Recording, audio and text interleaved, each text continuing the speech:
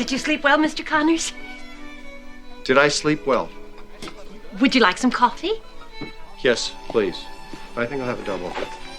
I hope you enjoy the festivities. There's talk of a blizzard. Do you ever have deja vu, Mrs. Lancaster? I don't think so, but I could check with the kitchen. No, that's okay. Thank you. Will you be checking out today, Mr. Connors? I'd say the chance of departure is 80%. 75-80.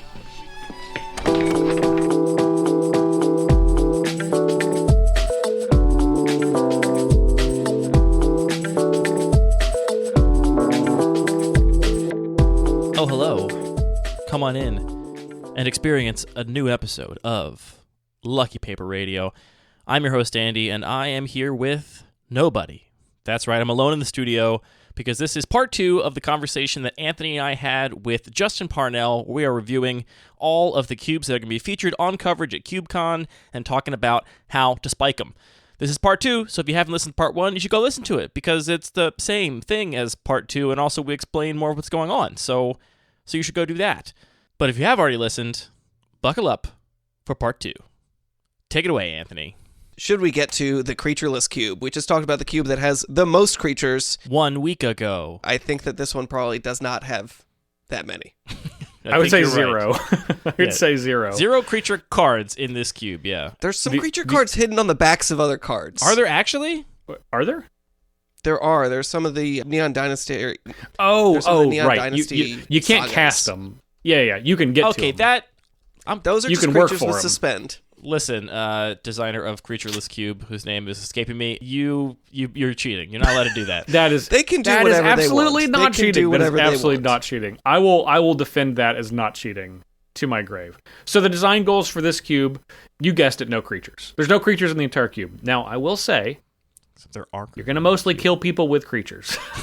Yeah, I was but about you're to say, not going to cast creature spells because there's none of those. Beast Attack There's no is a creature. Sorry, it is. There's no creature spells. Look, you can't find it off of something that finds a creature. So this is a Creatureless Cube. It's not saying Creatureless Cube asterisk. It's not like winking at you. It's just like Creatureless Cube. There's no creature spells in this It should cube. be Creature Cardless Cube.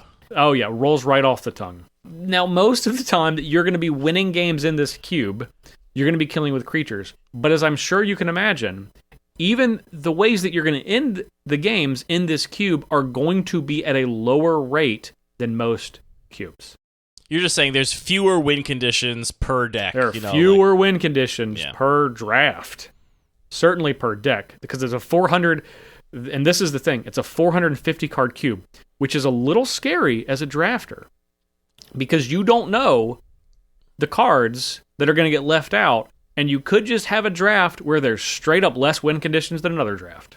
And that's pretty rare, because that's not going to be the case in most cubes, right? Most cubes, there's plenty of win conditions. You're not hunting for them. Not so in this cube. You are trying to make sure you identify your win conditions and do those, and they could just be less prevalent. So as a drafter, for me, that means those cards I'm putting at a higher tier than I normally would. Okay, interesting. Yeah, I'm looking at this list more closely, and yeah, it does seem like it's kind of more of a figure out how you're going to win the game kind of cube, which I appreciate. I think that's very cool. I see some other alternate win conditions floating around here that are not just creatures, more than probably a typical creature cube, so definitely a very different environment, maybe the most different of any of the cubes we've talked about so far that are all otherwise maybe more recognizable gameplay. You could at least compare to something, like the Live the Dream Cube is out there, but it's also kind of similar to Commander, right? It's like the spirit of Commander embodied in a one-on-one draft format. This strikes me as a very different type of gameplay experience. Absolutely. And something that is bolded in the cube description is you will have a hard time winning without developing a game plan. And having not drafted this cube, but reviewed this list pretty extensively, I can absolutely say that is true. If you are not prepared to know how you're going to win the game, you probably won't. I think it's worth mentioning what the cube actually does contain, given that it doesn't contain any creature cards. The cube is like 17% lands, which is kind of like middle of the pack for the cubes we're talking about today, which span somewhere between 12 and 23% land. So it's kind of middle of the pack there. It's got an average mana value of 2.88, which is on the higher side, certainly. And then, as mentioned, no creature cards specifically. It's got 18% instants, 18% sorceries, 30% artifacts, which is by far the most of any cube we've discussed. We've discussed a cube with an explicit artifact theme, so that's really notable. And then 30% enchantments, which is also the highest number we've discussed of any of these cubes. And 3.5% planeswalkers, which is not a ton of planeswalkers by raw density, but I imagine they'll be quite important and quite decisive in the gameplay, because one of the ways to pressure planeswalkers the most is with your creatures. That's like part of how the cards are designed and balanced, and given that creatures are much harder to come by here, I think the average planeswalker is going to be quite a bit safer than it is in a regular environment. So I think the planeswalkers, even though they're few in number, are definitely worth a second look. Definitely. Now, I will point out, to wit of what we were talking about, most of the planeswalkers don't actually make creature tokens. The vast majority of them do not. I think only two planeswalkers in this cube actually make tokens. So they are there to provide other avenues to win that is not making a token and attacking people, which I think is really refreshing, because that's like the level 0 low-hanging fruit thing that you could have done with this cube, because so many planeswalkers make tokens. So many of them do. And the two that do are both mono red, and they're not like near the top of the list for planeswalkers that are powerful that make tokens, and they're Chandra, Acolyte of Flame, which is a card I actually personally love a lot, and Tybalt, Rakish, Instigator, which is going to make a set amount of tokens, because it's got 5 loyalty, and it is -2 to make a token, and that's it. So unless you you're going to make 2 proliferate a tokens for bunch, that. which is possible. Unless you proliferate, yeah. Tezzeret the it is Seeker possible. also, I would say, kind of makes tokens, at least for, one turn. Tezzeret the Seeker is very much a win condition, in that it lets you 2-drop artifacts and then turn all your artifacts into big creatures for a big swing. So that one also, that's I think, true. qualifies as It doesn't make tokens. You can't play it on an empty board and protect itself, is what I'm saying. Well, yeah, protected from what? There's no creatures in play, Justin. Who cares? There are creatures in play. Most of the time, there are going to be creatures in play. So, just to be explicit, what are the ways that we're actually going to win games in this cubes? There are obviously a fair number of just instant sorceries, artifacts, enchantments that are going to generate tokens, including, your living weapons, your classes, things like that. We've got Asika's Chariot. Shorikai, Genesis Shorikai Engine. really stands out to me. That's the best planeswalker in the cube. Tokens seems like a pretty clear way to actually have a way to win the game. There are also some Neon Dynasty sagas that flip into creatures, which is kind of just like, in a similar way, creating tokens from your saga. And then we also have just some like alternate win condition cards, things like Approach of the Second Sun and Strixhaven Stadium. I think that I'm really just, focused on making a lot of creature tokens, and then also just being very mindful of the cards that are changed by the fact that there are not as many creatures in play. I'm assuming there are still going to be fewer creatures than in a lot of the formats that I'm used to, which might mean, slower enchantments that might generate value. I think I'm going to value a little bit more. Equipments, I'm probably going to value a lot less, assuming they don't have living weapon or something. And something like Strixhaven Stadium also, I'm really not that high on, because if I have a bunch of creatures in play to make that work, I already feel like I have my win condition. Yeah, I think there's a couple of cheeky inclusions here that are kind of a nod to the fact that it's a creatureless cube. Like, there are 4 battles in this cube, which is not a card type we've seen be overwhelmingly popular in cubes in general. Maybe there are more hiding in the gold section that I'm just not seeing in the labels here.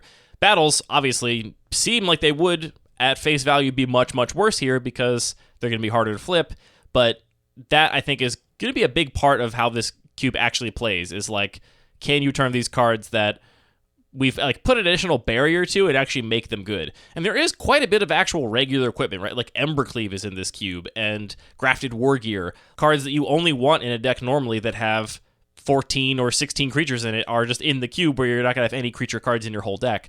So there's definitely a lot of playing with that limitation and restriction that I think is going on here. What I'm not sure I see is there a dedicated burn deck here, or ways to deal a bunch of damage to your opponent outside of creatures? You do have the Chain Lightning combo with the battles, because you control the battle, and so you get to copy it and burn the battle as many times as you want, which is kind of cool. But I don't see a huge density of burn spells, at least relative to how many spells there are in general here. Yeah, for sure. There's a couple. There's technically Rakdos's Return, which can be a big blaze. You blaze your opponent out. And then there's Explosive Singularity, which is... That might be a a bridge too far for me to try to cast in this cube. Because it costs 10, deals 10 to any target, but it costs 1 less for each creature you tap to cast it. So obviously, those creatures are very, very precious. I don't know if I want to be casting them to reduce my explosive singularity by 1 mana, but why doesn't this card just have Convoke? They just didn't want to put Convoke in Neon Dynasty, I guess, on 1 card? Well, the difference is it's not quite Convoke. It's not quite because you can't tap a red creature for a red mana pip, yeah. Right, yeah. This card would be significantly better because then you could make it cost 0 if you had 10 creatures and 2 of them were red. Yeah, you got 10 creatures. Well, you're winning that game already, right? 10 creatures? That's so many creatures. Well, I agree. I mean, what's the difference? 8, 10? That's what I feel like. I think if you're doing that, you're getting anyway.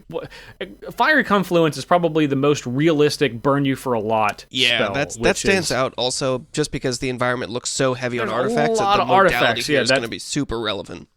I think that's one of the best cards, but it's not the best card in the cube. And I think there's a clear winner of the best card in the cube, which is in and itself a combo card. I don't know if I've spotted it yet. Shorikai definitely stands out for sure, though. I think I have my vote for best card in the cube, and I'm fairly confident. I don't think Chariot it's close. also stands out. I mean, what about Andy? Sprout Swarm? Should we say it at the same time, Justin? 3, 2, 2, 1. The Urza One Saga. Ring. Oh no, you said different things. I think it's the One Ring. I think the One Ring is also very good here. That seems pretty. I nuts. think Urza Saga is probably top 5. I think we're splitting hairs here. Yeah, I think the One Ring. Your life total is not being pressured, which is like the way to beat this card. So, what do? You probably just lose. You can probably just lose. That's like I think I would take that over Urza Saga, but I think Urza Saga. Actually, you know what? Here's a question that's going to actually maybe inform both of our picks here, Justin. Just how much artifact and enchantment removal is running around? Because I guess yours is indestructible, isn't it? So I guess you win, actually. Yeah, sure, it is indestructible. Yeah. Well, there's one card that can exile it that I found. Thought about that. I'm going to give you the win there because there's probably more enchantment removal running around, and I'm going to get my land randomly sniped by some spell every once in a while, which would make me feel bad. But I was definitely really drawn to Urza Saga as a very tidy token-generating card in a cube with tons of artifacts, where those tokens I can expect to be quite big. I also think like Retrofitter Foundry is really good here. If I have Urza Saga Retrofitter Foundry, I feel very good about my deck's win condition and probably don't need to go get almost anything else. I just focus my rest of my deck on just stopping my opponent. So, interesting cube for sure. I like the way that it's totally changing how I'm thinking about what my deck is doing. I'm very, very excited to cover this one because I think that if someone does their homework on this cube, like going into CubeCon, and really like does a significant amount of work preparing for playing this cube, I think that they can really excel. Because this is a cube where Ryan Sachs would just wipe the table with everybody doing something they didn't even think was possible. Oh, just this cube? We finally he found would the ask cube for that Ryan silence Sachs and then good job. Yeah. I mean, sure, he's a good player. player. He would ask for silence and then cubes. He would just hold the cube in its box to his head for 25 seconds and absorb all of its knowledge, set it down, and be like, I'm ready to draft. Yeah, it's actually, if you sleep on the cube overnight, the knowledge will seep into your brain while you're dreaming. Yeah. All right, well, I found my personal dream to live here, which is Aetherflux Reservoir. That's a good one. That's a dream. I agree with that. It is a dream. Yeah, I mean, things that your just life total is not going to be pressured as much, but so in reality, outside of the One Ring, which I think is the best card, Urza Saga, probably the close second or third.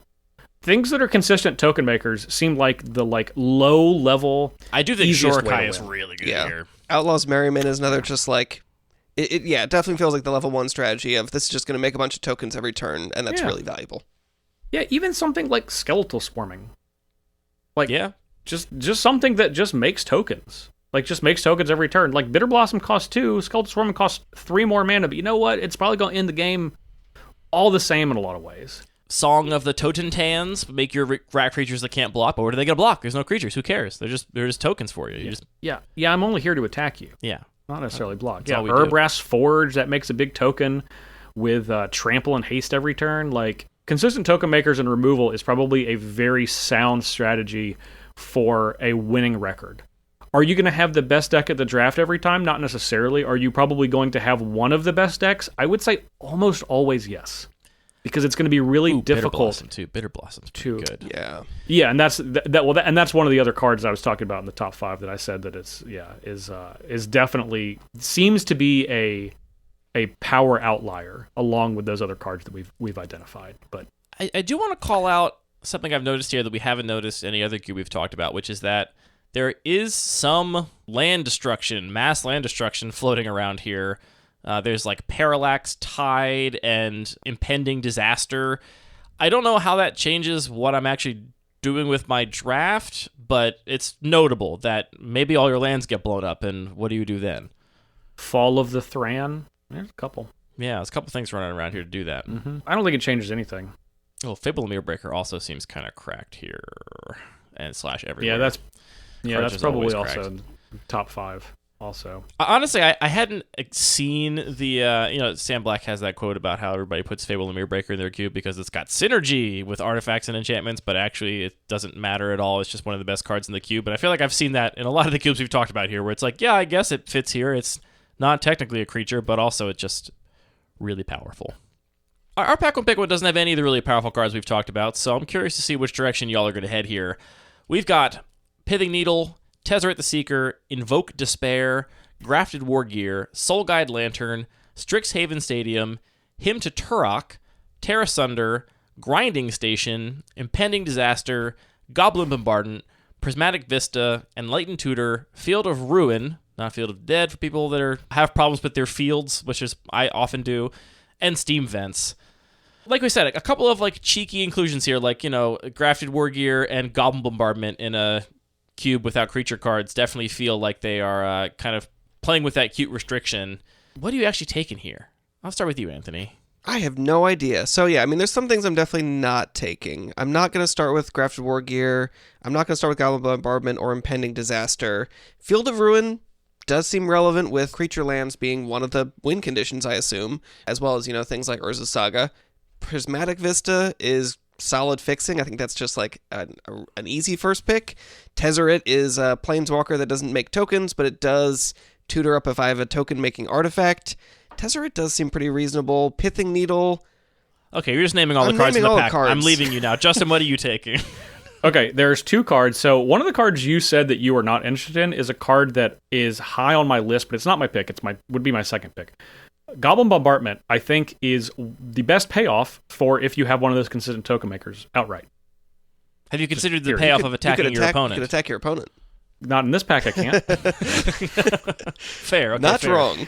Well, I mean, yeah, but like, again, you're in the face of removal consistently for creatures, right? So being able to actually turn that into a difficult decision for your opponent is very high. And in most cubes, so Goblin Bombardment, full disclosure, is one of my absolute favorite Magic cards of all time. It's great. So clean. It's perfect. It's a perfect card. However, it's not my pick, and my pick is so easy in this pack. Of all of the cubes, the one that I'm slamming down with no hesitation is Tezzeret the Seeker. I don't even think it's close. I was between Tezzeret the Seeker, and the other one I think is maybe worth a nod here. This kind of card that I could see being correct if I knew the cube better would be maybe Grinding Station. I think Grinding Station... Yeah, whenever I say that, I'm like, something's up here. Right. I mean, there could be infinite combos in here with Grinding Station. Even if there are not, if this is a cube where you're not under pressure, you get to just, like, I don't know, make a bunch of dumb food tokens and then mill your opponent out, like, that seems entirely reasonable, too. So those are the 2 I'm drawn to for sure. And the fact that Tezzeret can go and get my Grinding Station or whatever else I get that is in the Grinding Station category, I think has me on Tez, too. Yeah, that would be my argument, is if you think there's combos with Grinding Station, you still want really Tezzeret the Seeker combos. In your deck, yeah. Tezzeret the Seeker, which also is a combo and an incredible card all in itself. And also just that, like, that card literally does everything. Like, it will go get cards out of your deck, and it's a win condition. It's a full-on win condition, all-in-one card, which nothing else in this pack is even... I mean, I guess that is what Grinding Station is also kind of, too. It is... I mean, you need other cards to enable it, but that is also a win condition here. Nothing else is really actually a win condition. I mean, kind of Goblin Bombardment, but that does feel like a game you're probably already winning, hopefully. Yeah. I mean, I think that's probably correct, but I'm kind of getting higher on Pithing Needle the more I think about the fact that because a lot of the things that you're doing are not just playing creatures, you are playing a bunch of planeswalkers and artifacts that have abilities that do things, and I think Pithing Needle will just be really, really relevant against a lot of those cards. I think in this cube, now remember the first thing I said is you need to make sure to secure your win conditions. Yeah. I want to be asking the questions. And the second thing we said I don't want to be answering the question. None of us have drafted this cube and we have no idea, so we'll see. It's true. I want to be asking the questions, though, and Tezzeret is a question that must be answered. You might have a Pithing Needle, that's fine, but like I want to make sure that I get these questions that you have to answer. And Tezzeret in my opinion, is really the best one in this cube of that. And you know what? Because people are sleeping on Strixhaven Stadium, I think there's a good shot I would wheel it out of this pack and be able to like turbo Strixhaven Stadium someone out just by tapping and untapping. I don't know what that card says on it. The other card, honestly, that like my third card here after Tez and Grinding Station is actually Enlightened Tutor, just because of some of the really big power outliers we discussed already. If I have Shorekai in my deck, then I absolutely want Enlightened Tutor over anything that's not Shorekai, because it's going to go get this card that is so much better and so much more head and shoulders above what the other cards in my deck are doing. Like, I think there's a big disparity between a card that can actually win the game and generate a bunch of value all in itself and cards that can't. And so I'm still taking Tez above it, but I did catch my eye as a way to increase redundancy for those outlier cards in my deck. My last note about this cube is God bless the fact that we have Null Brooch in this cube. I love that card It's so much. so cool. Never gets Glad played. to see it get a showing at CubeCon. God, and it's so sweet. Like, it's so sweet in this cube. Like, the fact that they found this card and stuck it in, like, that just makes my heart happy. Because it's probably pretty good here too. Yeah, it's great. All right, moving on to a favorite cube of at least Justin and mine. We have the Old Border Foil Cube. I had a chance to play this one last year at CubeCon. I know you did as well, Justin, and I do have some thoughts about it. First, let's just cover the high-level stuff. It is a 360-card cube. It's 361 on Cube Cobra, but that's because there's 2 Gaia's Blessings, but you only have to draft 1. It's a little draft package, and that's the only way we're modifying any of the rules. Gaia's Blessing, for those that don't know, shuffles some cards from your graveyard back into your library and draws a card. With 2 of them, they can loop each other indefinitely, and so Jeff has included an additional copy here, so you can basically make that deck be entirely supported with just 1 pick. Editing this back, I realized I didn't actually describe what this deck does. Obviously, you have 2 Gaia's Blessings, and they can loop each other. And then the whole point is you just play a hard control deck whose win condition is milling your opponent out. So 2 Gaia's Blessings, and then counter spells, removal spells, board wipes, whatever. And you're never going to die to mill because of your Gaia's Blessings that you can hopefully protect with counter magic. And you just let your opponent draw their whole deck. Kind of a cool deck if you're into ruining your opponent's entire day. It does break Singleton for copies of original dual lands, of which there are overall 2 copies, but that is most of the only fixing. This is a pretty low fixing density cube overall, and low land density cube, certainly compared to the ones we've talked about on our review tonight. It's also got a relatively high curve, which I don't think here is a conscious design choice the way it is in the Live the Dream cube or the Creative cube. I think here it's really just Jeff following the rate of older cards. The fact that these cards sign of the times. Yes, exactly. It is a sign of the times that this is relatively high curving because there just wasn't all that much to do at 1 mana that was any good back in the day. And as someone that also designs a old border cube, I can say from experience that, yeah, you find yourself higher up that curve if you want cards that actually do stuff and are relevant. This cube also does have some combos with a capital C in it. Some of these were on show at CubeCon last year, and I think maybe one of them is actually new. The first combo is Parallax Wave and Opalescence. For those that don't know, this is a really complicated way to basically say your opponent never gets any more creatures in play, and it's hard to interact with. They have to have the right instant at the right moment, and you kind of have to make a mistake in order for them to actually interrupt this combo. So that's a pretty good way to lock them out. There's also Pandemonium and Saproling Burst, which is a favorite of mine. Pandemonium is a red enchantment that whenever a creature comes into play, its controller deals damage equal to any target equal to that creature's power. And Saproling Burst just allows you to make a 6/6, then a 5/5, then a 4/4, then a 3/3, then a 2/2, then a 1/1, and deal them, I think, 21 damage. The math is hard. Yep. But it's enough to kill them unless they've gained a bunch of life. There's also Palancron in this cube, which combos with High Tide and Sneak Attack and Mirari's Wake. I don't think I missed another thing that combos with Palancron. There might be other things floating around. Palancron, one of those cards that if you look at it the wrong way, it combos and goes infinite, so I'm not sure if there's anything else here. But all those are ways to generate effectively infinite mana with any of those cards, and so hopefully you can do something with that. The last thing I'll note here is a combo. Serra Avatar is in this cube, which is a goofy old card that is not good at all. It's a giant white creature that has a power and toughness equal to your life total.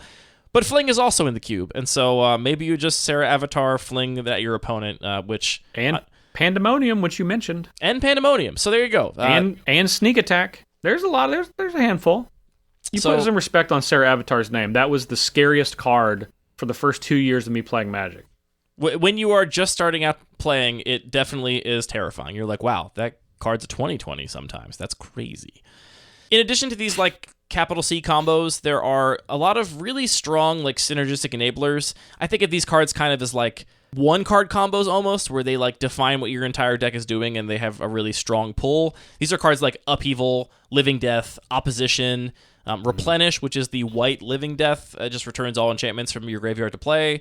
Academy Rector, Pattern of Rebirth, Survival of the Fittest. These are all like key pieces, like keystones for very powerful synergy decks that kind of play like combo decks, even if they don't go infinite or, anything like that.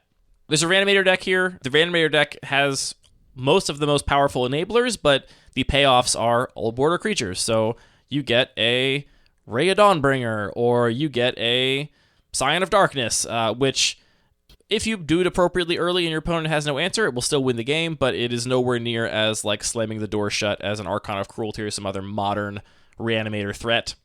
Something else about this cube that is unique is there's definitely a couple of prison cards that your deck can just lose on the spot to if you didn't know they were in the environment and prepare to play around them or draft around them. I'm talking about cards like Form of the Dragon, Teferi's Moat, and Ensnaring Bridge.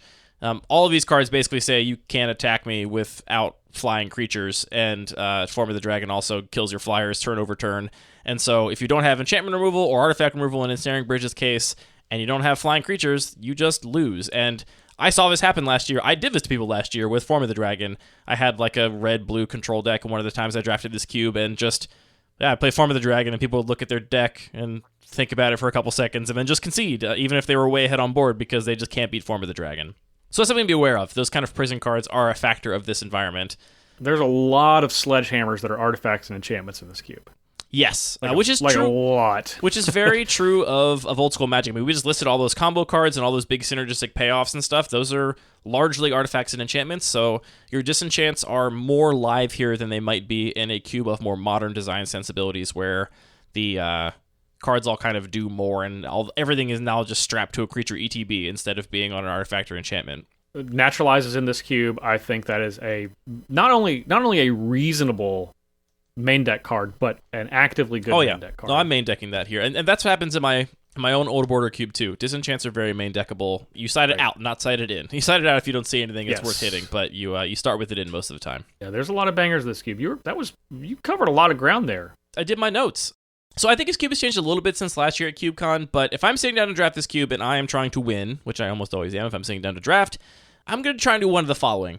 The first one is mono red. Mono red is very good here still, as it is in many cubes, and it benefits from a couple of things.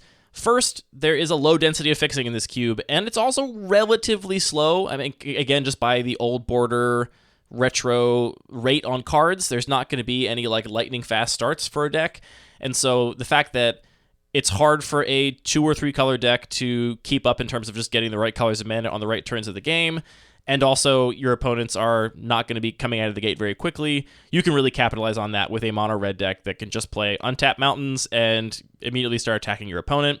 You have burn effects that can ignore those prison cards, so you don't just lose on the spot to Form of the Dragon or Ensnaring Bridge, because you can just eventually hit them with burn spells. There's also built-in inevitability in a lot of cards, so your Hammers of Bogarden, Sulfuric Vortex, Kamal Pitfighter, there's others that just are sources of indefinite amounts of damage if the game continues to drag on, which means that even if your opponent does figure out some way to slow you down or stop you, you can still eventually just get them dead with one of these things. The last thing I'll say about this deck is that there is a very concerted goblin theme in red in this cube, and I would say if you're drafting the mono red aggressive deck, don't get distracted by that. There's definitely going to be some goblin synergies in your deck that are going to make it better, but I would not think of your deck as a goblin deck first. I would think of it as a aggressive red deck first, and sure, where it makes sense to combine some goblin cards to, fill out your curve and get some benefits from their co-interactions, then do so, but not necessary to be successful. I think you can. I was actually going to mention the Goblin deck too. I think if you lead with a couple of Goblin cards, you can lean more into it, but it's literally like Siege Gang Commander, which is good in every deck that can cast it. Yes. So, and Goblin Pile Driver, which is the arguably the best payoff for it. That's like Goblin specific, but otherwise, I think the rest are just Sparksmith like is really quite interesting in this cube too. Sparksmith is also very good. Yeah. So that's the first thing to do, and this deck saw a lot of success last year, and I think it makes sense that it's supported in the old border cube. Mono red's an iconic deck in old school Magic, and so it makes sense that it works here. Well, hold on. There's no such thing as mono red in old border Magic. There is Sly. Is that what you meant? Sure. Yes, that's what I meant, okay. Justin. Old head. Well, it's old head border cube is what we got, so. The dean is giving me a hard time, Anthony. All right, so if I don't get to do the mono red thing, or if if the cards don't seem like they're falling for that deck, the next thing I'm looking to do is a synergistic or combo deck with a really high ceiling that wants to abuse one of the individually powerful cards I mentioned previously. So one thing that is notable here is that a lot of the combos I mentioned revolve around enchantments, and Replenish, being this 2 white, put all enchantments from your graveyard into play, can allow you to basically turn any of those enchantment-based combos or synergies into a on-the-spot win condition, right? If you just play ways to loot, and you loot away all your enchantments, and you loot away your Pandemonium or your Sapperling Burst, you can then replenish them back and just win on the spot. And you don't have to be a red-green deck for that to work, right? You can barely play any red or green as long as you have ways to get those enchantments in your graveyard, and then you have your replenish in hand to get them back. So that's the next thing I'm looking to do, is one of those combo decks, a reanimator deck, something that is got a really high ceiling. If I can draw my cards in the right order and deploy them in the right moments of the game. And if I don't get to do either of those two things, then I want to be a deck that is positioned to beat both of them. So I think there's a couple ways you can go about this. I saw a couple of really good The Rock style mid-rangey decks last year that were mostly abusing one of the engines I mentioned, so maybe they had a Survival of the Fittest or something and some Madness creatures, but at their core it was kind of just efficient threats and removal. You lean on really powerful cards here, like Pernicious Deed, for example, I think is a key card for that deck to make sure it doesn't lose to the more aggressive decks and has answers to any of their opponents' combo cards or specific synergistic pieces. You can definitely play a control deck here. I think it definitely resembles full draw go control, where you have a ton of counter spells. Counter burn is pretty viable, I think, here too. But these are all kind of if I don't get to do something either with a more sort of dedicated combo synergistic ceiling, or if I don't get to be mono red, which is what if I was sitting down to draft this for high stakes against players that were better than me, I would try so hard to be mono red, it's not even funny. I would really, really be forcing it unless it really wasn't at the table. You called out the three decks that I would try to put myself in, which would be not necessarily in this order. No, it would be pack dependent. I don't think any of these are overwhelmingly better than the rest, but mono red, a black based reanimator deck, and then Enchantress, specifically in white and green. I think those are the decks that either have the most opportunity to take advantage of a stumbling opponent in the sense of the mono red and the reanimator deck, as those can obviously turn the corner very fast. And the Enchantress deck is the one that is the most difficult deck to interact with for the majority of the cube. And if you're in white and green, you are actually in the two colors that have the easiest time disrupting the Enchantress deck. So theoretically, if you're drafting the white and green cards, that means that less other people are going to be drafting the white and green cards, so you won't have to face off against those as frequently as you might have to otherwise. Yeah. Also, if I see opposition, I will also just draft that. That's the card I just want to draft. I'm going to draft opposition. Just ends games on the spot. Opposition, and then try to draft Deranged Hermit and just play those back-to-back, and then go to the next game. Yeah, that's a classic old school sequence. It happens in my own old school cube quite a bit. The last thing I'll note here is that this cube does include cards that have been retroactively old bordered, so cards that are effectively new by R&D standards, but just happen to have gotten an old border treatment. And I think these are all worth a second look because they are designed notably differently and they have different kinds of power. One of the things I've begun to identify with my own old border cube is that for me, what makes a card old school powerful, because obviously there were plenty of people talk about, Oko was so powerful, what are they thinking? Old school Magic was just chock-a-block full of totally, utterly broken cards that they should never have printed. Your Tolarian Academies, your Memory Jars, your just insane stuff. But the thing about it is all those old school cards that were really broken were committal. They required that you be doing something with them. They were these really powerful enablers, but rarely payoffs. Whereas by modern standards, powerful cards tend to just kind of do everything. It's you just play this card 4 mana 4/4 with a bunch of text with multiple upsides, and there's another card on the back with more upside. So just to call out a couple of the new cards here, like Mirror Entity or Sigil of the Empty Throne, which I know is in there explicitly to give the Enchantress deck some more legs. Even a Mog War Marshal is the kind of thing that we would never have gotten in Old Border just on rate, just for what it does. Eternal Witness is here. Reclamation Sage, I think, is really good here for all the reasons Disenchant is good. Plus, it also comes with a creature staple to it. So these cards, I think, are all worth a second look because they have a different texture, and you can feel it in the gameplay. And so just think twice about those cards if you're looking at them in a pack. Zulaport Cutthroat is another one that fits into that. Yeah. That card would not have been old border at all, but it definitely fits the new style of cards. Should we hit him with a pack on pick one? I do love this cube. I just love looking at this pack. This pack just makes me happy. Our old border foil cube pack is Firebolt, Sneak Attack, Plow Under, Wild Mongrel, Wall of Blossoms, Sylvos Rogue Elemental. There's one of your Reanimator payoffs right there. Nice 8/5 trample with Regenerate.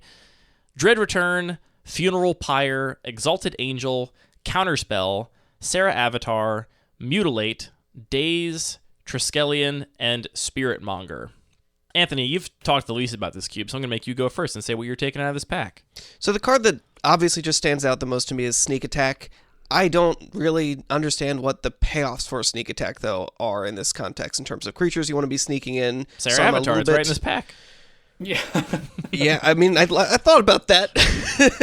Now, does it have no evasion? Yes. Might it be a 2/2 if the game is in the late stages? Yes. Okay, but, there's some issues there. So my next inclination when I first looked at this pack was just taking Counterspell. I feel like that is an easy way to counteract a lot of the really powerful things people are doing, and I think that a lot of decks are going to hinge around having one very powerful card that really makes their deck work. So Counterspell seems really good to me, but it doesn't fit into any of the themes that you're describing, having more experience with this environment, so I'm a little bit skeptical of it now. Counterspell definitely can work here. I think it's just like you want to be in a position where you feel confident knowing where to use your Counterspell, right? Which I think does involve some knowledge of the which is environment. true, which also makes it a for a player that is less experienced in this environment, a maybe more difficult pick.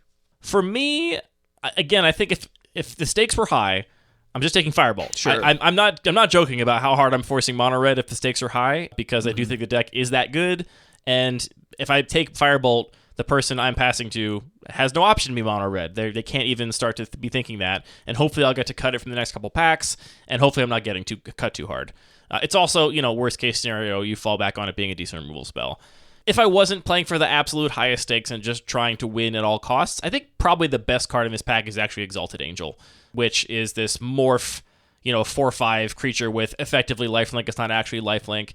We occasionally got these old border cards in the, Deranged Hermit, Siege Gang Commander like style that actually were kind of head and shoulders above the rest in terms of rate.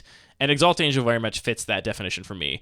And so this is a card you can just, for 3, you morph it. On turn 4, you flip it up, and your opponent needs an answer. Otherwise, they're almost certainly going to lose. So it's between those two cards for me, and it depends on what I'm trying to do at the time. Justin.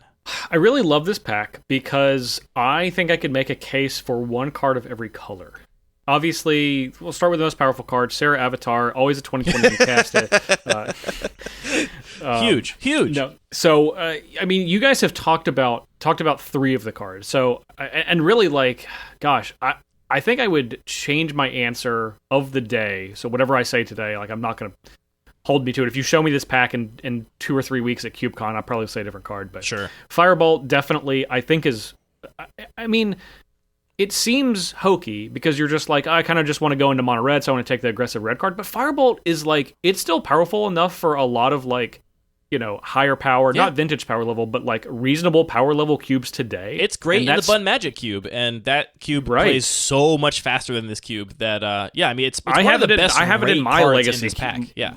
It is. So I think that I don't want to do a disservice to the drafting of Firebolt of just saying, I want to draft mono red. It's legitimately probably one of the better red cards if you're just looking at the full context of playability to where you drafted it. If you're going to draft Firebolt and you're in red, it's going to make your deck 100% of the time, whereas a lot of other red cards, especially creatures, that's not necessarily going to be the case because the context of what you're drafting could change, and the creatures in the cube are not quite as good. If it was a Flame Tongue Kavu, you're always going to play that, but if you're drafting one of these semi-aggressive cards that are kind of goblin-oriented, because that's a lot of what the aggressive cards are, you will end up putting Goblin Goon in your mono red aggressive deck, whether you want to or not. That's how this cube works. Well, right, but you might not end up playing a mono red aggressive deck. Maybe you end up in a different, a blue red deck that's more blue red control oriented or something else. Either way, so that's a one. Exalted Angel you already talked a lot about. That's probably the card I would pick just because I think the ceiling on this card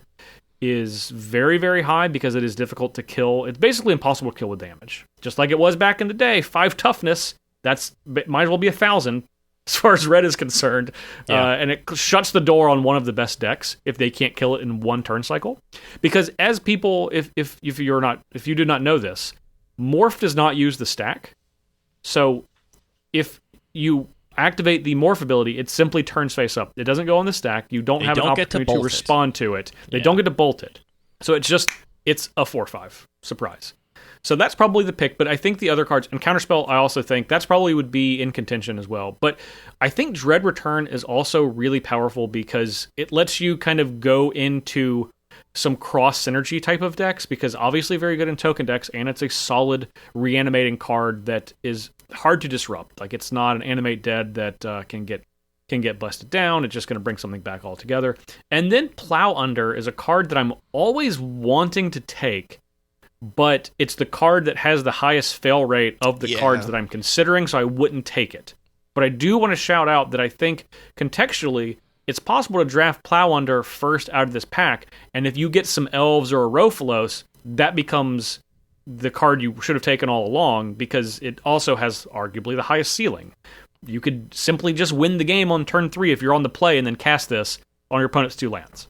That has happened to me and against me many times. Ultimately, I'm going to take Exalted Angel, but I think that all of those cards are reasonable picks after Sarah Avatar, which is my actual pick. I mean, if you're going to take Sarah Avatar, why not at least consider Spiritmonger? Anthony has a soft spot. That's only a Spiritmonger. 6/6. But look at it; it's got this cool belly claw thing. Yeah, Sarah Avatar is a 20/20 though, or 7. Maybe you didn't. And I don't know if you know what my life total tends to be around 5. When it dies, it goes back into your deck. You so you can never truly get rid of it. You can't ever really get rid of it. I totally missed that part. Okay, never mind. You're right. That's not just flavor text. It's actually a downside. You can't reanimate it after it dies. Shh. Don't worry about that. I don't need to reanimate it. I'm simply going to cast it for 7 mana and then attack you until you die with a 20/20 for 7. It's the Abyss. Except it can actually kill you. Yeah, the Abyss can't kill you. Yeah, the Abyss can't kill you. All right, Anthony, we've been all over the place with cubes you don't know as much about and haven't played before. Let's bring it on home to the beautiful, safe bosom of the regular cube. The regular cube. So this is my primary cube. It is unique, I think, in that it just plays a lot of much lower powered cards. I think of the cubes that we've discussed, it's actually probably most similar to the creative cube in that it is a lot about sort of small overlapping synergies. It's not so much about focusing on, each color pair is about doing a specific thing, but a lot of these things do just sort of overlap and interact. It's also notable in that I think they just text on cards is deliberately kind of reduced, so it's a little bit easier to digest, which is especially useful because a lot of these cards are not things that people are familiar with. So there's a lot of different directions to go in this. I think some of the standout themes are black-red aristocrats type decks. There's a little bit of a zombie tribal theme that overlaps a lot with the sacrifice things.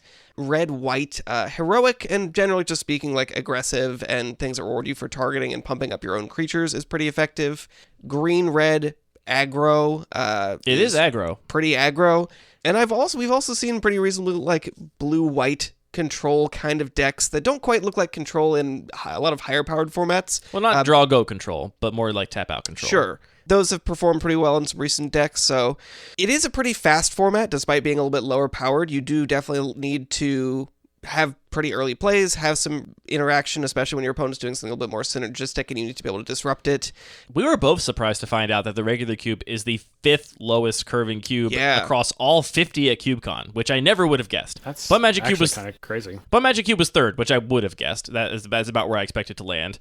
I would have thought this would have been, it's regular, more middle of 50%. I thought it'd be lower than that. Exactly number 25. I try so hard. I thought it'd be around a third of the way down is what I would have guessed if you had asked me, but it's actually just the 5th, which I think speaks to not necessarily how fast the environment is, but just how the environment is not defined by throwing 6-drops back and forth at each other. Right. You are not going to have a lot of 5 and 6 mana cards in your deck, if any.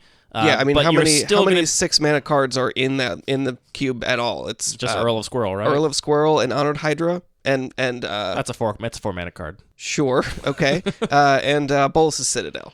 Right. The gameplay is really not about that. The gameplay is definitely about you're you're mostly playing with your 2 and 3 mana cards, pretty much, is how the gameplay ends up going, and you have to combine them in a way that makes a lot of sense.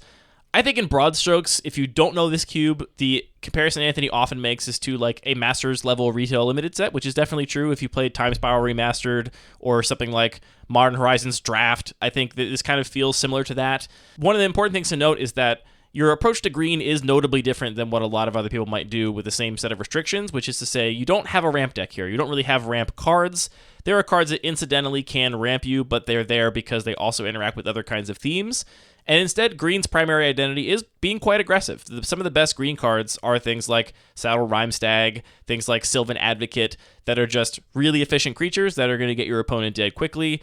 And I do think the best green decks, at least that I've had success with in the cube right now, are green-white or green-red aggressive decks. That sort of Naya triangle is where your most aggressive decks come in. And you can really be any combination of those 3 colors and put the pressure on your opponent quite a bit, which I think, if you have not played a cube with an aggressive green section in it, it's very easy to miss for people that are new to the environment. Yeah. You do focus on 2 of the most powerful keywords that green has access to, though. Power and toughness? Power and toughness. Woo, that is exactly I guessed it right. Yeah, for sure. I mean, green I don't have any other analysis. That's my joke. Green is definitely focused on having the most efficient creatures, and that's one of the things that I actually enjoy about designing at a lower power level is I have the opportunity to sort of tune things up and down pretty easily, and I'm not so dependent on just what exists in that upper crust sort of bumping against the ceiling. Something else that's worth mentioning is the mana base is pretty unusual. It is, like the rest of it, lower powered, but I think that it's actually a feature that I really sort of started with designing this cube, is that I wanted the lands to have a little bit more diversity around the color pie, so there's a lot of asymmetrical cycles, things that are broken, and have a lot of lands that also things that are broken as in cycles that are not complete. There are not lands that are individually broken in a power level perspective. Correct. And also have lands that actually contribute to the actual strategies that are different around the color pie. So in the Naya colors, we see some filter lands that let you cast some of your early drops more easily. We have a lot of creature lands that actually are relevant and close out a lot of games. Bounce lands in most of the colors, but not in the really aggressive colors. And there's also no fetch lands except for 8 Prismatic Vistas and 4 Ash Barrens. And this is a way to sort of support some little landfall themes, just be some generically good fixing, and doesn't sort of force you to commit to getting the right combination of fetch and shock lands, which I think just gives you a little bit more of a relaxed draft experience, which is part of the goal here. I do like that, but I do find it funny when you're like, there's no fetch lands other than the 8 fetch lands. Sure. Outside of the 8, there's none. No other one. I've had as many as 4 Prismatic Vistas in a deck, and that was a great good draft. I love that one. Yeah, I mean, as a drafter, Prismatic Vista is just a very easy first pick. There is, I think, a relatively narrow power delta. There aren't a ton of cards that are sort of like, you must first pick this.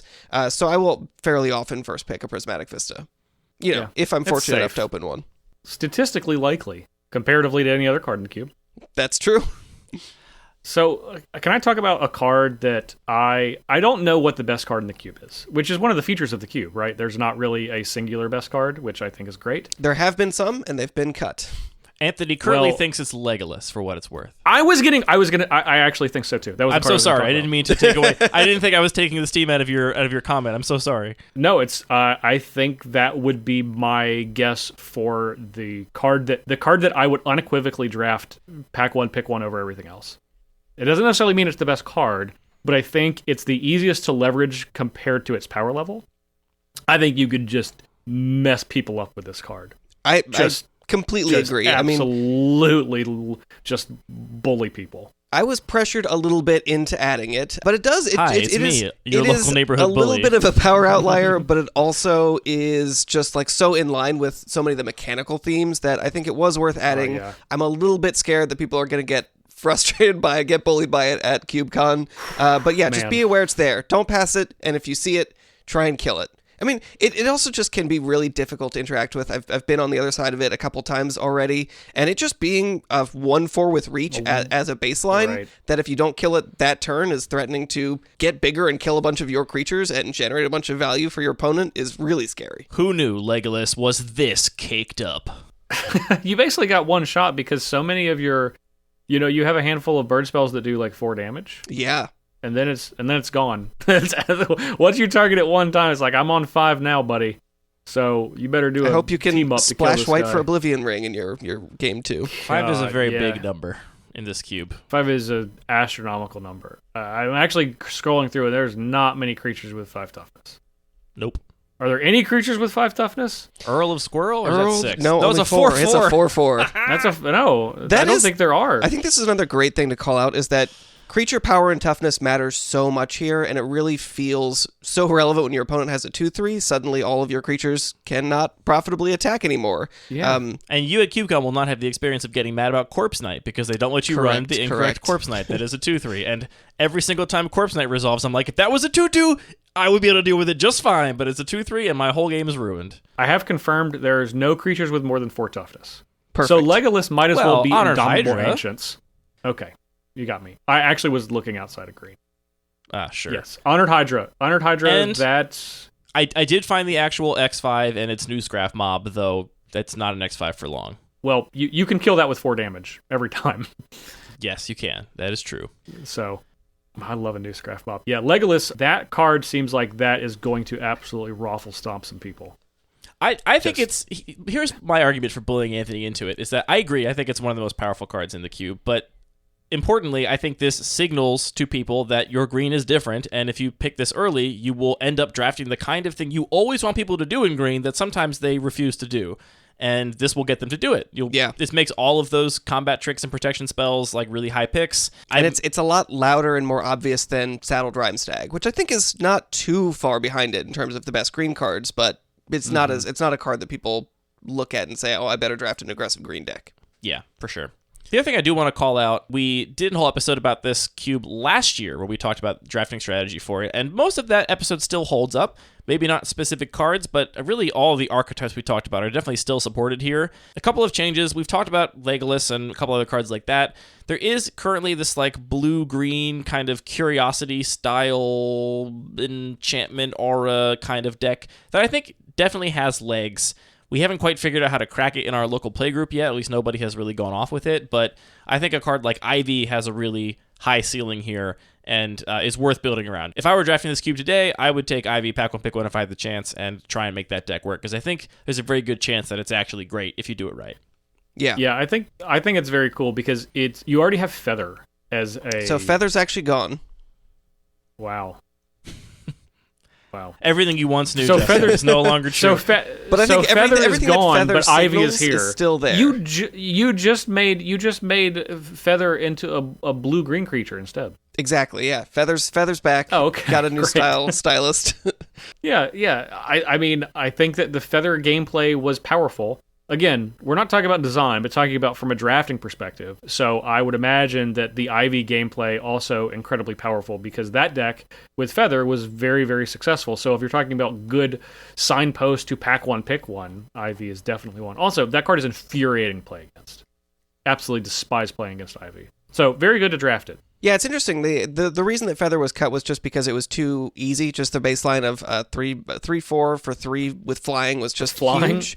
So that deck still exists. It just takes a little bit more work. So be aware of that. I think it's worth calling out a couple specific cards that might be under or overrated. Untethered Express is a big train. The fact that this dodges sorcery speed. This is your other X5, removal. by the way. Yeah, and it gets huge. This is just a very relevant card worth being aware of. Maze Mind Tome is a card that just generates card advantage. It's pretty hard to generate that kind of card advantage in this environment outside of combat. So this is just, I think, a very high pick because it just has an extremely high ceiling of just drawing a bunch of cards. Perilous Mirror, we're talking about how power and toughness matters. There's a lot of small creatures. This always surprises people when it's in play, and suddenly you just don't have the attacks or the blocks that you thought you did. You simply Arc Trail, Legolas for 1, your Perilous Mirror for 1, and then the Perilous Mirror dies. Now you did 5 damage. Sure. Boom. Yeah, Arc Trail is another great thing to call out. It's just being a really, really powerful card because it can just deal with a lot of things at once. Some things that maybe look a little... 4 damage. Say again? It's only 4 damage. What's only 4 damage? Arc Trail plus Perilous Oh, Mirror. not Arc Trail. Arc Lightning. That's also 4 damage. Yeah, I meant That's 4 damage however you cut it. I meant 4, but yeah, it's got 4 toughness, right? Yeah, until it grows. Yeah. Yeah, it's air quote. It's got 4 toughness. Well, I'm You'll glad always you be able to corrected us, kill it 'cause for otherwise 4. we would have gotten comments about it. Some people are Aim gonna your be 4 toughness 3 removal hours. spell at Legolas. It'll go fine. This is not my advice, by the way. This is Andy's advice. Exactly, yes. Disclaimer. It is not Andy's advice to point your 4 damage removal spell at Legolas if your opponent has mana up. Andy is not a good player, and nothing he said in this episode should be considered advice on how to be better at Magic. On the Two other for side, one yourself to try and deal 4 damage to Legolas. I'm sure this will be great. Nothing could go wrong. By Invitation Only, I think, is another really powerful, underrated card. This is a board wipe that you might overlook because it just looks like a board wipe that you might not want, but the fact that it can also function just to clear a bunch of the competition smaller, or whatever. clear a bunch of smaller tokens when you're ahead on board makes it a card that you can, I think, pretty easily include in a lot of decks. That's something to watch out for. On the other side, I think there are some cards that are going to be pretty overrated, and those are mostly just going to be expensive cards. I think that Bolas' Citadel is super cool. It's a little bit out of line with the general sort of philosophy here, but it gets by on being pretty cool pretty difficult to actually make work. Again, decks can be pretty quick. You're going to be under pressure, so it's unlikely you'll have a high life total when you are able to cast this. Earl of Squirrel also is a card that I love, and I will probably never cut, but it just kind of says 6 mana, target opponent discards a removal spell, and it's really, really unlikely that you'll be able to make squirrels with it. So please try. I think there's a couple other cards that are likely to be a little overrated here, which are things that scale with the environment that people don't realize will scale with the environment. Like Dragon's Rage Channeler is a premier 1-drop in my cube. Mm-hmm. It's still very good here, partially because you're also comparatively light on 1-drops relative to 2-drops, so I rate the 1-drops really highly. But Dragon's Rage Channeler is not going to be as individually good here as it is in a cube with tons of cantrips and things like baubles and stuff like that. And the same goes for your young pyromancers and other build-arounds like that. They're going to be a little bit worse to be on power level with what else is going on in this environment. Yeah, you're not attacking for 3 on turn 2 with Dragon Rage Channeler here. No. Correct. You can't do that in my cube. God, it's so fun when you do. It feels amazing. All right, let's do a pack on pick one from the regular cube, and then we got one more cube, and this episode is only a little over 3 hours. All right, the regular cube pack is Crypt Breaker, Wing Crafter, Maze Mine Tome, Burning Tree Emissary, Archaeomender, Shalai Voice of Plenty, Grim Lavamancer, Yavimaya Iconoclast, Lash of Malice, Ephemerate, Malefic Scythe, Warrant Warden, Bogarden Dragonheart, Filigree Familiar, and Dread Horde Butcher. Great pack, I think. This is a great pack. Really great I'll pack. say I think there are 2 cards here which are not defensible. Maybe 3 or 4, but... Archaeomender. They're not defensible to take one? Yeah, Archaeomender and Scythe? Scythe, yeah, I would definitely not take Scythe, and I wouldn't start on Dread Horde Butcher as a gold card. With such appealing options in mono red and mono black, it's hard to imagine starting on it. All right, out of this pack, Grim Lavamancer is one of those cards that I think is going to scale with the environment. If Grim Lavamancer did what it does in my cube and this cube, I would take it for sure, but there's only 8 fetch lands running around. Your graveyard's not going to be full as fast. The 2 damage is very relevant here. That will get rid of a lot of things you care about, but it's not going to be as fast to turn on. I think the safest pick here is just that Maze Mine Tome, and you don't really love your Maze Mine Tome in an aggressive deck. Like if I end up being, green-red, I'll play the Maze Mine Tome, but I wouldn't have wanted to have first picked it. I would have wanted to take the Yavimaya Iconoclast or the Bogarden Dragonheart or the Grim Lavamancer or the Burning Tree Emissary. But if you end up anything even remotely slower or more grindy, then the Maze Mine Tome is, as you mentioned, kind of irreplaceable and also just so easy to first pick because it is colorless, and I'll probably put it in whatever deck I end up playing. What about you, Justin? I'm going to take Ephemerate pretty easily. I think it's the highest ceiling for a card. It is a very high ceiling for 1 mana. That card has the potential to be ridiculously efficient. Yeah, it's just like you can... It's one of the rare cards, if you're not counting Legolas and everything it does, one of the rare cards that can play like at peak performance offensively and peak performance defensively. So I think that because of the very narrow power band of this cube, this is a card that is able to kind of break through that. And if you are able to draft a deck, with having Ephemerate in mind and having some of the more powerful, like blinky stuff, like in blue specifically, or even like a Reflector Mage, which I think is an absolute nuts I knew you were going to mention Reflector Mage in this monologue. I could have written it down in an envelope and sealed it up. Justin will mention. Well, let me Reflector tell Mage. you how many cards that were banned are in this cube. I bet it's not many, and Reflector Mage is one of those. Yeah, Reflector Mage, we were noting this recently, is a common feature of successful blue-white decks. I would imagine so. Well, it is a blue-white card. Feature of, so yeah, it's. I think it's. Let's say it's also one a of the common best cards in feature. the cube. It's one of the common features of successful blue-green decks. That's a higher compliment. Yeah. So Ephemerate is where I'm going to pretty easily take this. I think there's a lot of blue blink stuff that is just like busted off the hinges if you can ephemerate it. So yeah, that's my pick. I think the other two that I would look at are Maze Mind Tome, which you talked about, and then Crypt Breaker would be those would be my top three. But if it's ephemerate easily for me. Ephemerate is a mild nombo with Legolas. You have to take the counter off after you fought something with Legolas twice. It's super not. It's super not. Actually, it is still a combo. You can target something else, and Legolas still gets...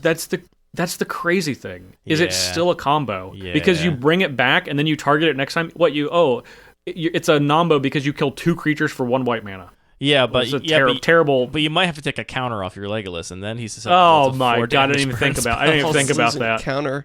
All right, I'm also taking Maze Mind Tome. It's easy, it's safe. Crypt Breaker is such a cool card, and is one of the best cards for the zombie deck, which is where I'd like to be, but it's scarier to start there. It's a little more committal.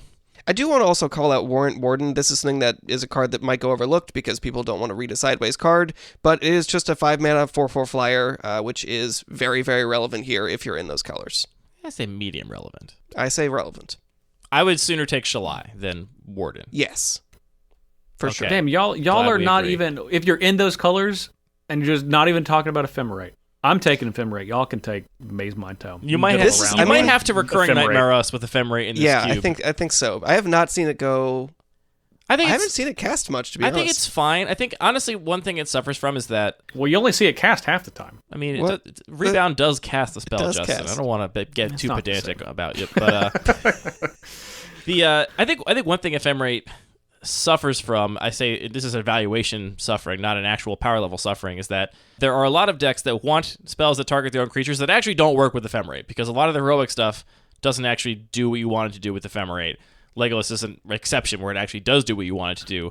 But if you're like, one of my favorite cards of this entire cube is Illuminator Virtuoso, and that just doesn't, it's not a thing with Ephemerate. And so I think it signals this like blink deck, and the way Anthony's philosophy around this cube works is there's not a blink deck in the sense that every single time we sit down, the blue-white player is always playing blink, right? There's not enough support for a blink deck for that to be happening every single draft. There's like some blink stuff kind of woven lightly throughout a couple of other themes, and you have to work a little bit harder to like make a deck that is around that thematically. And so... Right. But what's the best card to start with if you want to do that? Probably Reflector Mage. Well, okay, yeah, probably Reflector Mage. That's fair. But then after that, sure. Ephemerate's a very high pick, obviously. I think Ephemerate is... I think the reason that it's a particularly good pick is because often if you're in white or blue, specifically white, and because you called out Illuminator Virtuoso, you're going to be going down a path that's going to direct you away from Ephemerate. But if you're starting with that, I think that that's not going to be the case, and you get to draft with that context in mind and say, okay, well, these are the cards that I want. And especially if more people are drafting Illuminator Virtuosos and Phalanx Leaders and stuff like that, you are able to pick up the things that are able to leverage your first pick, which, again, I think is just abstractly one of the most powerful cards. Not necessarily in this cube, but as far as a ceiling for any individual card goes. So that's why for me it's a pretty easy first pick. Yeah, I think those are great points, and what you mentioned earlier, that it just functions on defense, it functions to foil removal, it just does a lot of other things, even that aren't just explicitly synergistic. Yeah, it's a great card. All right, we are rounding things out with Emma Partlow's Peasant Cube. This is the cube where we are most certainly going to be putting our feet in our mouths, because next episode that comes out after this one, which we've not yet recorded, is going to be an episode with Emma talking probably almost entirely about this cube, and I'm sure we'll touch on how to draft it successfully and what has worked in the past versus what has not worked. So, yeah, I mean, consider this a little bit of a placeholder. We're going to do our best here. This is our time capsule. We're going to try our best, and we're going to see how well we do when we have Emma on next week. This is the only rarity-restricted cube that is going to be featured. There's actually not a ton of rarity-restricted cubes at CubeCon in general. That is obviously the biggest design feature of this environment, and it comes with a couple of side effects. One is that, as a rarity-restricted cube, the raw impact of each individual card is going to be a lot lower. The ceiling of how much an individual card can do for you is a lot lower in a rarity-restricted cube than it is in a cube with rares. That is one of the biggest things that determines whether or not a card ends up at rare or uncommon or common, is just how much impact does it have. Can it deal with multiple game pieces at once? Can it win the game on its own? These are things that fewer of these cards are going to be able to do. There's also going to be specific kinds of cards that are just absent. So for the most part, there's not really planeswalkers here. There are 3 of the War uncommon planeswalkers, which are down tick only, but they play a lot more like, kind of a build around enchantment or, saga or something. They do like a proper planeswalker because they don't have the ability to uptick. And also, board wipes are not really a thing uncommon. I did notice that Emma is playing Feast of Succession, which is essentially like a Languish at 6 mana in black. But, really, board wipes are not as much of a thing when you're talking about uncommon or other rarity-restricted cubes. Especially not unconditional board wipes. Certainly, yes. There'll be some kind of condition tacked on to everything. In terms of Emma's particular Peasant Cube, it's got a relatively high curve. It is 450 cards, so there'll be some variation from draft to draft. And the fixing density is among the lowest of the cubes we've talked about today, down there with things like the Live the Dream Cube. Again, I think this is another great case study in, I don't think this lower amount of fixing means that multicolored decks are less viable. I think it's more an indication of the speed of the environment. And I know Em has said this is quite a slow cube. I know she's a little worried about some of these matches maybe going to time on coverage. We'll see how that goes. But that is a feature of this environment, is that you can expect slower games and some more time to get set up for the most part. Now, I say that, if you look at Emma's overview, a lot of the different archetypes that she lays out are listed as aggro, so I certainly expect that you can do an aggressive deck here, but you should do that aggressive deck in the context of the broader meta and what you're anticipating from your opponents. This cube, like many Peasant cubes, is chock-a-block full of 2-for-1s, especially more expensive 2-for-1s on the mana value side of things. Just a lot of creatures that enter the battlefield and draw a card, or enter the battlefield and put a creature from your graveyard into your hand, or just generate value in sort of incremental ways, just very incremental value-oriented cards. And again, largely because of the rarity restriction, there's not a lot of cards that have the potential to like blow people out, where you are going to, walk them into a board wipe and get rid of 5 of their cards at once, or do something like that. It's really going to be more about this incremental advantage over time. There's a couple notable inclusions here I want to call out. The first one that jumped out at me is Cogwork Librarian is in this cube. It's just in the list. There's no like special people get it at the beginning of the draft. You just might open it in a pack. We've talked about this card at length on this show. Justin, I'm curious, what do you think of Cogwork Librarian? Presuming you haven't listened to our episode about it, what do you think about this card? I love Cogwork Librarian. I don't love all of the Draft Matters cards, but I think Cogwork Librarian is probably the most interesting of all of them. It's pretty clean. It's a very high fun card to do. Justin, you seem to have forgotten we're at Spike University. I don't care how much you like the card. How powerful is Cogwork Librarian? How highly are you taking it? I'm almost never first picking it, but I say that with it's such a context card though. That's the thing. You can't just say how highly are you taking it, because it's all totally in context of the pack. I think if you're in a pack and you're looking at a card that you're not sure is going to make your deck, I think Cogwork Librarian instantly becomes the most attractive card. And I say cards that I'm not sure are going to make my deck, meaning like I'm not 100% sure that a card here is going to make my deck. And if that's the case, then I'm happy to draft Cogwork Librarian. So interesting. Yeah, if I'm opening, and this is even more so for a common uncommon cube. For a rare cube, that might not be the case because effects are more unique, but in a common uncommon cube, the effects are more common across the entirety of the cube because it's a lot of 2-for-1s. You got a lot of Gravediggers, a lot of Mole Drifters, a lot of little things that are doing incremental advantage. So there's not these cards that are going to offer this like vast disparity of effect or power level. So with that in mind, Cogwork Librarian gets more attractive more frequently. Would I take it in a pack that I would open, pick one?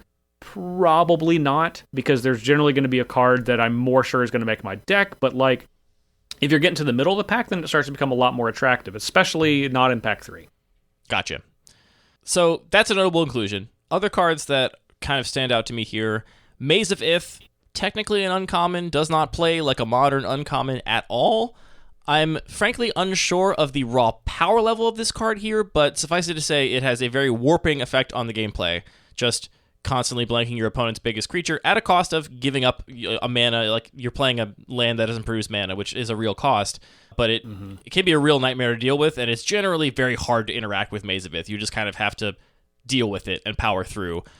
Force of Will is in this cube, also technically an uncommon, but people might not expect to see it here, so I guess keep that in mind when you're playing. That might be relevant. Wasteland is in a similar boat here. This card would obviously never be printed at Uncommon or never be printed, period, today, but it is in this cube. I think totally fine as a one of in a 450 card cube, but again, something just jumped out at me a little bit. Strip Mine also. Oh gosh, I missed Strip Mine. Okay, yes, and Strip Mine as well. So those two cards definitely stand out as unique in terms of what they do to the game, especially at a lower rarity restriction. The other thing I did want to note is that there are 4 different cards that have a mind control effect, so it seems that this is an effect that Emma really likes.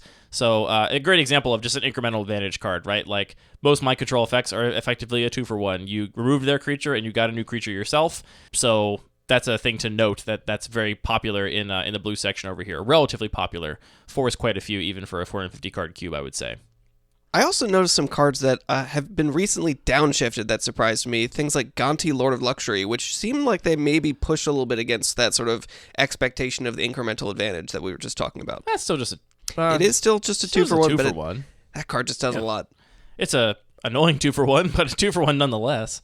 It impulses instead of draws a card, but still just get you 1 card more.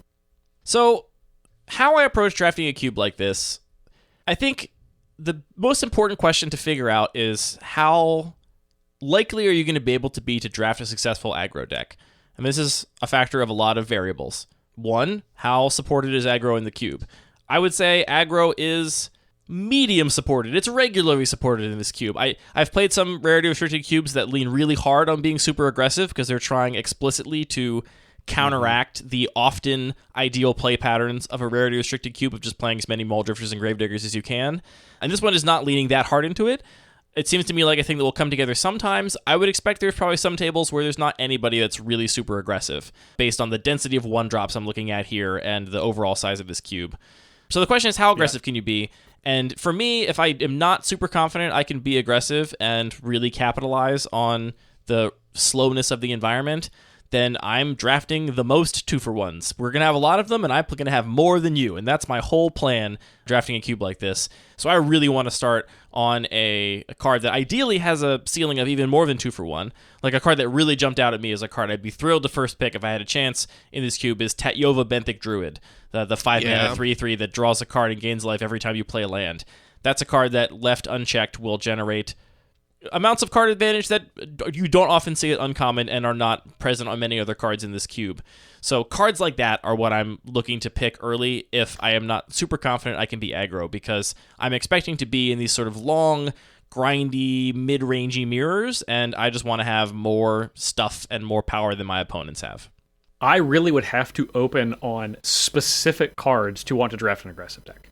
And I literally mean specific cards. I would need to open on one of Danto Vanguard, which I think is arguably the most aggressive card in the entire cube because it's basically unkillable, or something like Monastery Swiftspear or Bloodbraid Elf, right? Like those are some of the most aggressive cards. But outside of that, I'm with you, Andy. I'm going to shy away from aggression in general and just go for clog up the board 2-for-1, run you out.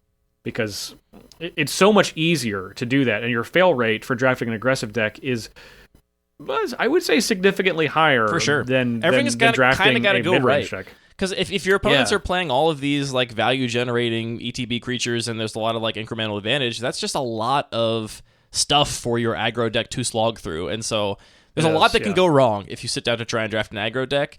And so I think the safer route is, give me the Cloud Blazer, give me the Dinrova Horror, give me the Prophetic Titan. Like, I'll first pick a 4, 5, 6 mana spell as long as it's going to give me the kind of advantage I want in a long game. Right. Now, fortunately, there are a lot of burn spells, and they are all the best ones.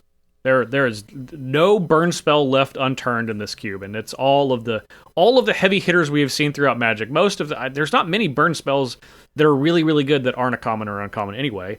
I thought for sure you were going to say the card that was going to put you on aggro would be Fire Blast. You start there, and then you just go all in.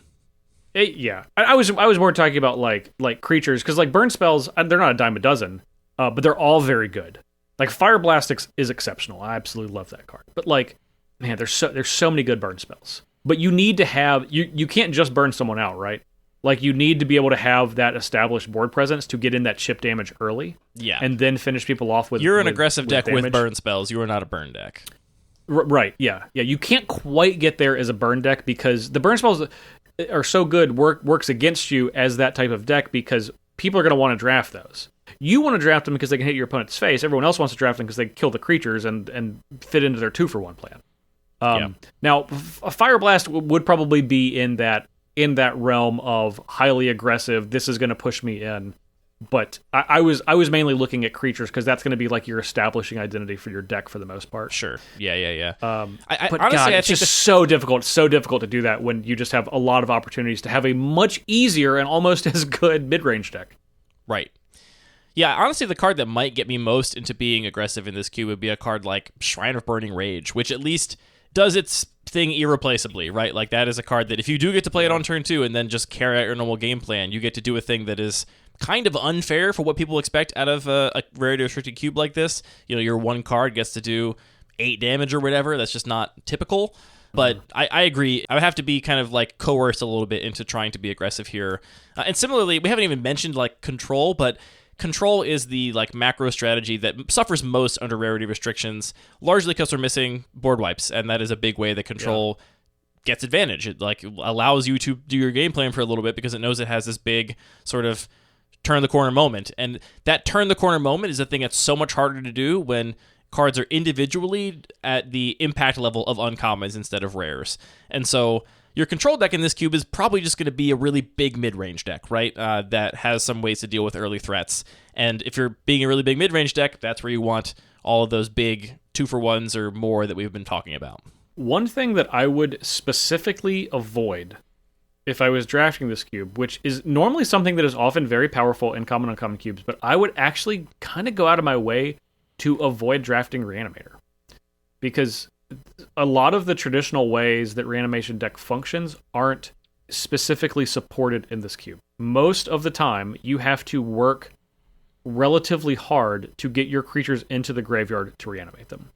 There's not many looters. There's Looter Ilkor, there's Norfolk Looter, technically Moon Circuit Hacker, but that is, I cannot really count that as a reliable one.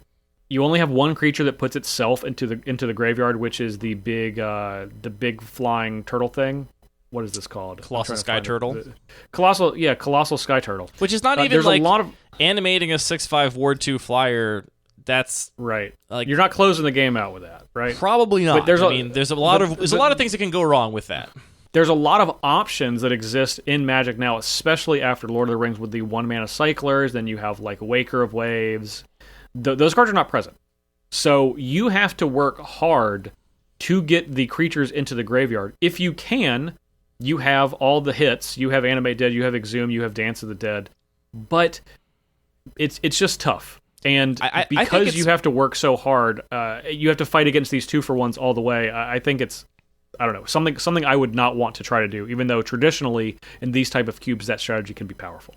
Yeah, I think from this list specifically, I agree that the like depth of the ways to get things into the graveyard and the depth of the good threats to reanimate, options, like the best thing is probably Palaka Worm across the entire cube. I think maybe Angel of Despair, but we're not talking about things that are just like, oh, I spent my 3 cards and now I just win because this card is really, really good. There's still going to be uncommons. There's still going to be ways to answer them. And so, yeah, I did find one more mind control effect. There's one in black, so there's 5 total. There's a lot of mind control effects going around.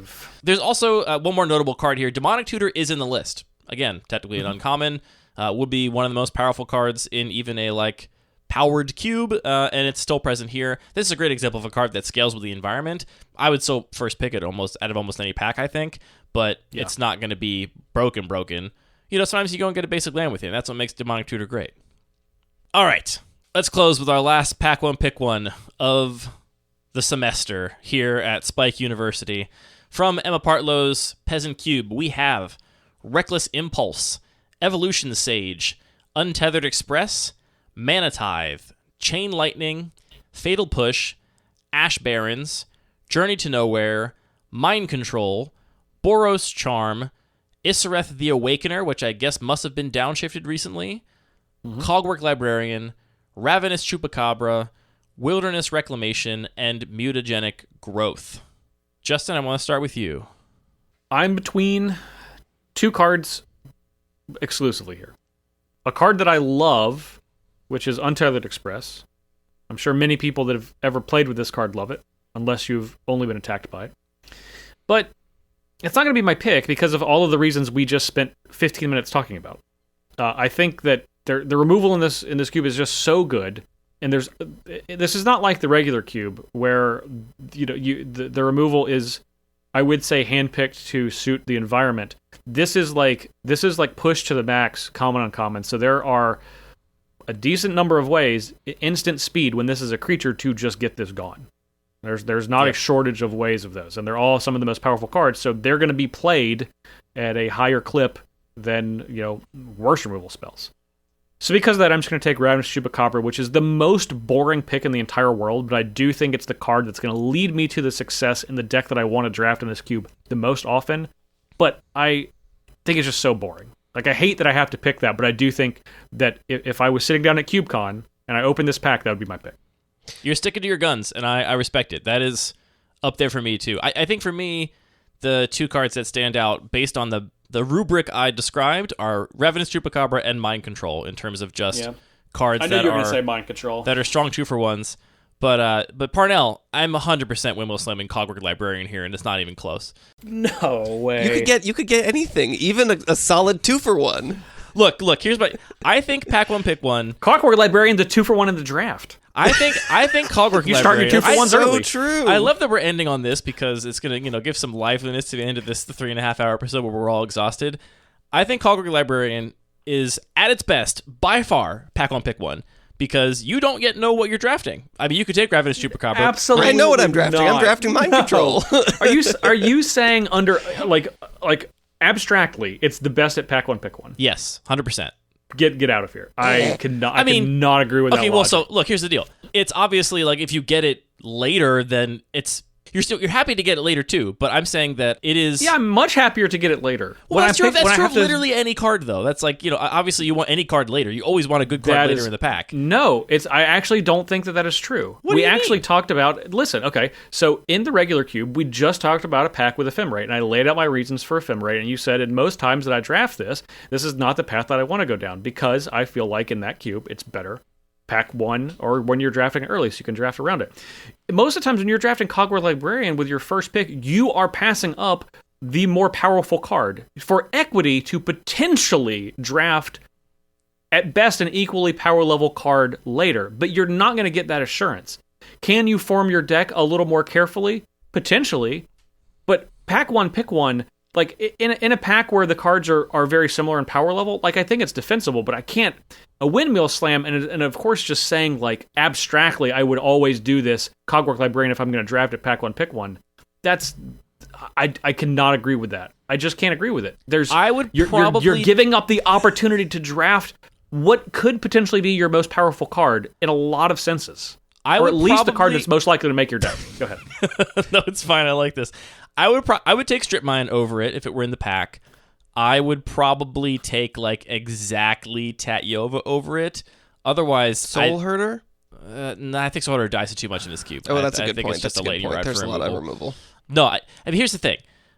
I think it really highlights a difference in our approach to draft, right? Because you're saying like, oh, you're giving up your first pick, which is in many ways the most powerful pick of the draft because there's no limitation on what you can take out of the pack because you have no cards you've already taken, which means you are free to just take the best card in the pack, which you will never be free to do for the rest of the draft, right?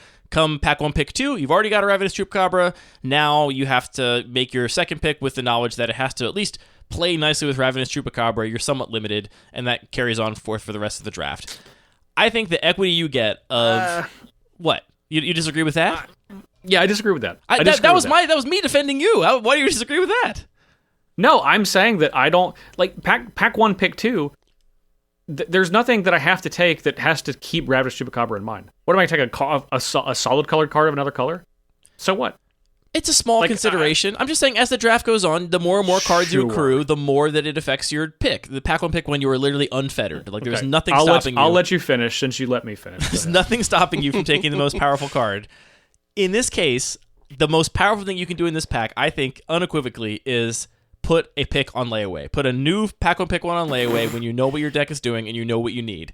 And I will defend that above anything except for maybe the like peaks and peaks of power level. Though, as you said, Justin, as a rarity restricted cube, there is a pretty flat power level here. There's nothing that's going to just like immediately, like I would take Demonic Tutor over it. I'd probably take Strip Mine over it.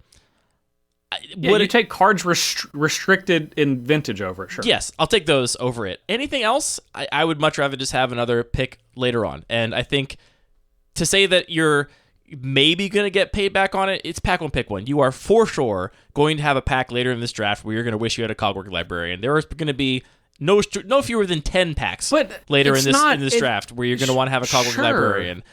I'm not saying you're not going to have a pack where you want a Cogwork Librarian. I'm saying you're giving up your first pick to do it. Yeah, I'm happy giving my first pick. You can take Ravenous Cube Cobra. The two players pass, and you can cut you on black, and you can try and squeeze it into some deck where your black is being cut, or you can just force black anyway and end up with subpar cards. I don't have to do. But the thing is, sure, you don't play the Chupacabra because you're getting cut on black, and then you just didn't have a first pick. You gave it up 2, and you didn't get anything. You didn't have a first pick. You didn't have a first pick. You're choosing to take like 2 fifth picks instead of having a first pick. I think taking Cogwork Librarian is the coward's way out of making a decision of your direction for your draft. No, I don't think what I'm doing right now is being cowardly at all. I'm standing up to the professor of Spike Academy and telling him he's got to get with the times. How many times have you drafted with Cogwork Librarian? Hundreds? I don't know. Thousands? I don't know. Whatever your number. A million. Whatever your number is, plus 10. That's no, definitely triple digits. Look, I will show you. I literally have a proxy Cogwork Librarian. I will show you the proxy Cogwork Librarian that I made when that card was previewed that I put in my cube immediately. Mm-hmm. A decade ago. Mm-hmm. Okay, you're the professor here. You win. I've drafted with Cogwork Librarian over easily into triple digits. Easily. Between 1 and 200 times would be my guess.